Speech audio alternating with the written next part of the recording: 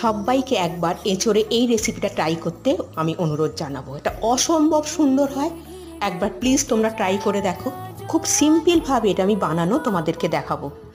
কেটে নেওয়া এঁচোড়, আলু, নুন, হলুদ, গায়ে লেগে না যাওয়ার জন্য তেল আর লঙ্কা দিয়ে সিদ্ধ করে ঠান্ডা হতে দেবো। আদা টমেটো পেস্ট করে রেখে ঠান্ডা এঁচোড়ের ভেতরে দেবো জিরের গুঁড়ো, ধনের গুঁড়ো আর দেবো চালের গুঁড়ো, বেসন দিয়ে ভালো করে হাত দিয়ে মাখিয়ে কোপ্তার আকারে গড়ে ফেলবো। এবার তেল গরম করে ভেজে নেওয়ার পালা। ভাজাও কিন্তু খেতে খুব অসম্ভব ভালো হয়। তেজপাতা, জিরে, কালো জিরে আর ছোটো এলাচ ফোড়ন দিয়ে দেবো এক বাটি বেসন।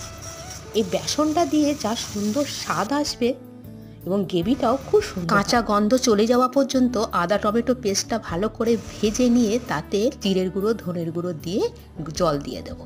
ফুটে উঠলে কোপ্তাগুলো দিয়ে দেবো গরম মশলা আর কাসুরি মেথি।